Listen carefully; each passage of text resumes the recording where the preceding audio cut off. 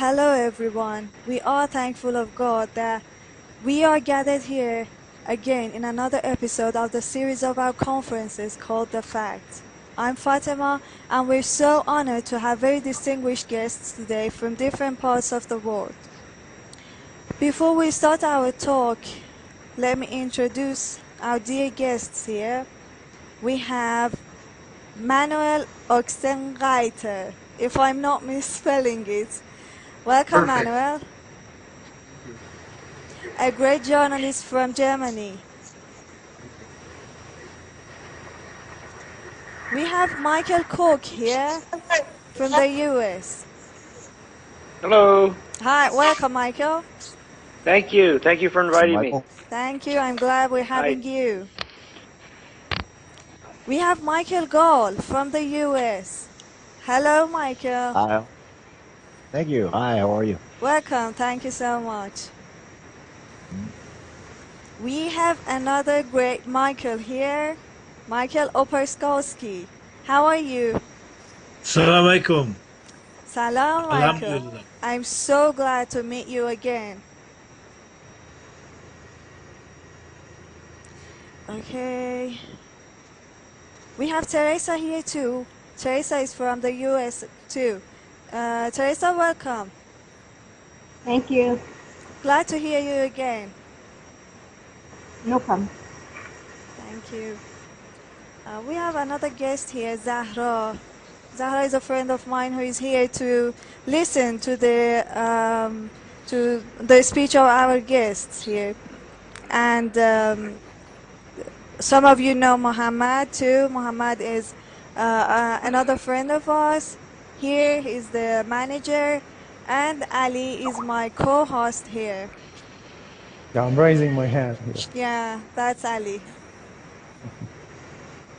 Okay, welcome everybody, and that is a great honor to have all of you in the conference. Yes.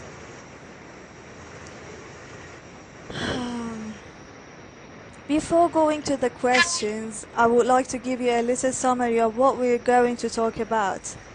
As we are already aware, in the year 2001, New York City in the United States witnessed a tragic event which surprised all people around the world, and now everyone knows it was 9/11 terrorist attack.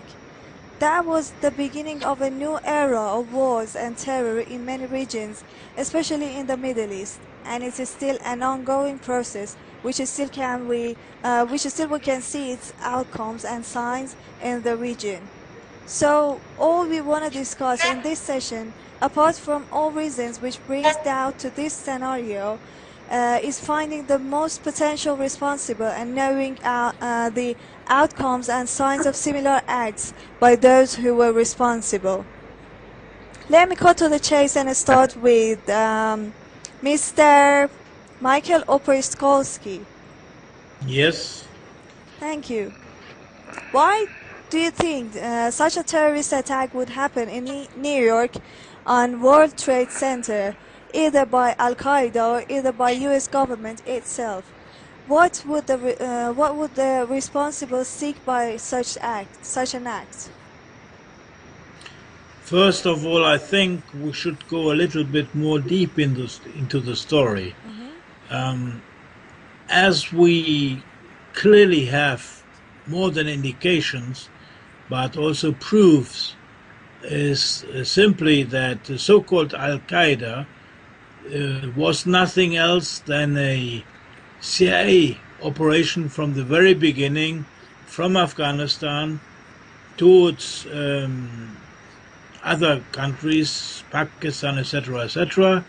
Osama bin Laden was a long-paid working CIA agent. So what happened was under the auspices of the CIA, and at the end of the day, the so-called Al-Qaeda cell in Germany, working in Hamburg, was monitored closely by the CIA as well as the Internal Security Service of Germany, the so-called Institution for the Protection of the Constitution, and so they exactly knew what's going to happen, and they let it go. So as we clearly see now, the whole thing was a very useful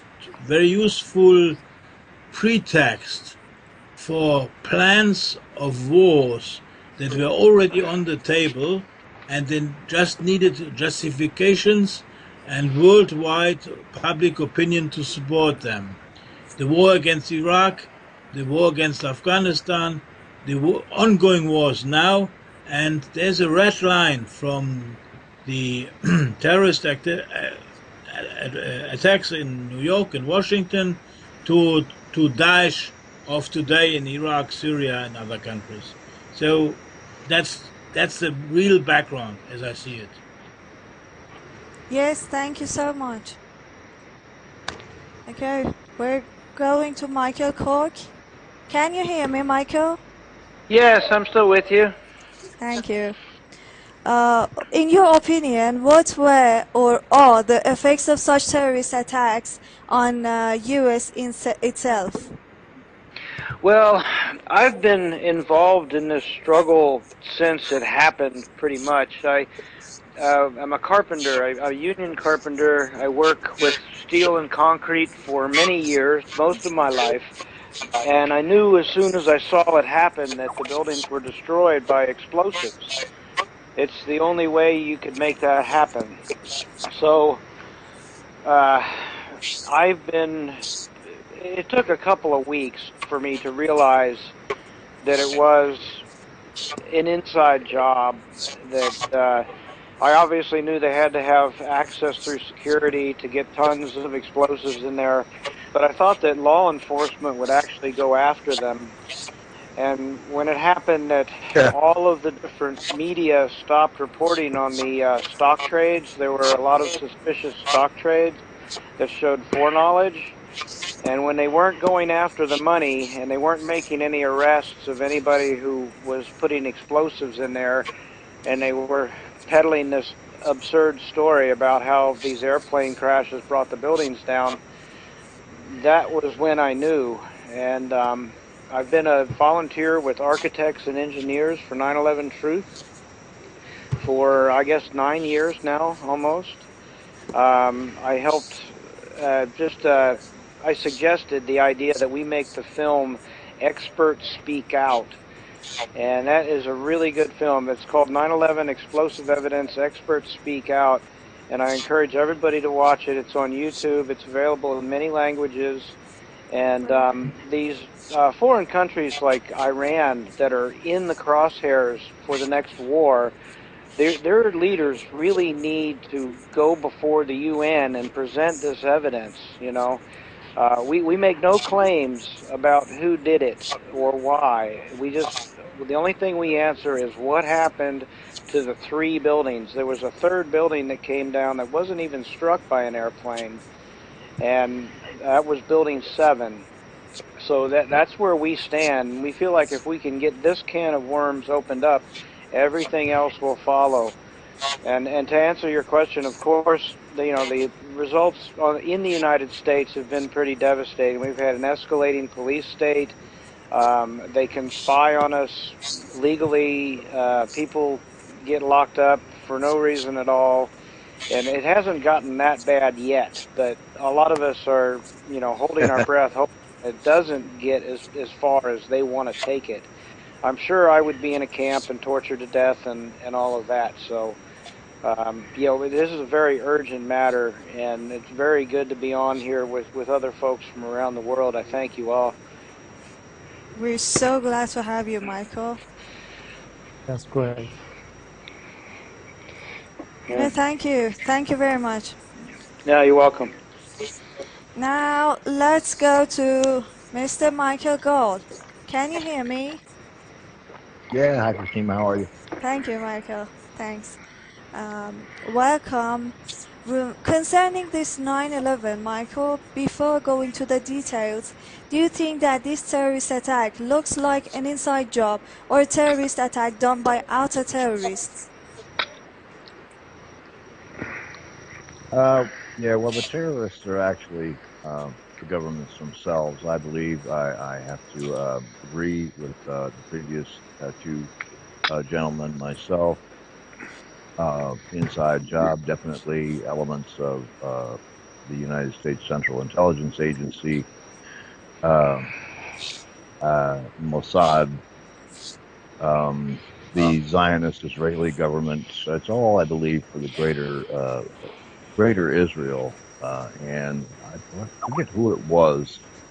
I believe it was Rockefeller who said all the world needs is the catalyst of the major event to push them all to, they'll accept the new world order. And I believe that's ultimately the aim in the end. Of course, like he says, there are, the police state and all that. And yeah, but I had to chuckle. I don't know if anybody heard it when he said, "Fortunately, it's not that bad yet." Maybe here where they want to say, this is a free country. It's not. No place is free, and anybody who doesn't see that doesn't seem to realize the true gravity of the situation. They want to make. They want to make everything their way, and they don't care about any of us. Like George Carlin himself said, they just don't care about us at all. Right. Thank you so much. Can I correct you on one little matter? They do care very much what we. Yeah, thank you. They do care very much what we think. That's why we have all the propaganda. That's why they needed a 9/11 in the first place, to get us all, or most of the population, thinking that we got to go get those bad guys, right? So don't underestimate public opinion. The 9/11 was a public relations stunt. Yeah, well, don't take my words out of context either. I never said that they don't care what we think. Obviously, they don't want a bunch of people capable of thinking and cognitive reasoning and so on and so forth. I said they don't care about us. Right. They want slaves. They want obedient slaves. That's all they really want. They don't want us to be able to think for ourselves. And that is what they're underestimating, is that more and more of us, I've noticed, even people I talk, because I've come to the conclusion that, we can't just concentrate on the internet. You talk to people that meet everyday life. And I'm pleased to notice that more and more people are actually savvy to what has happened and what's continuing to happen. Yes, sir. I'm with you. Exactly. Thank you, both of you. May I get one point? I think they care very much about what people are thinking, because I remember very well that immediately after the terrorist aggression happened, there started somehow like a worldwide campaign, and journalists from different countries, from the States to Germany, Europe, other countries came together, and they started to organize counter-information against the mainstream level of information about the terrorist attack. And it even went so far that big meetings were organized, like in Berlin, one with 800 or 900 people, one with 1,000 people, where I participated. But the intelligence services, the Western intelligence services, especially the CIA, but also the German intelligence services, and the British and the Mossad, of course, they immediately started to intervene and trying to undermine this movement from the very beginning, to split it into different tendencies, using some lunatic forces, some right-wing extremist forces, etc., etc. So at the end of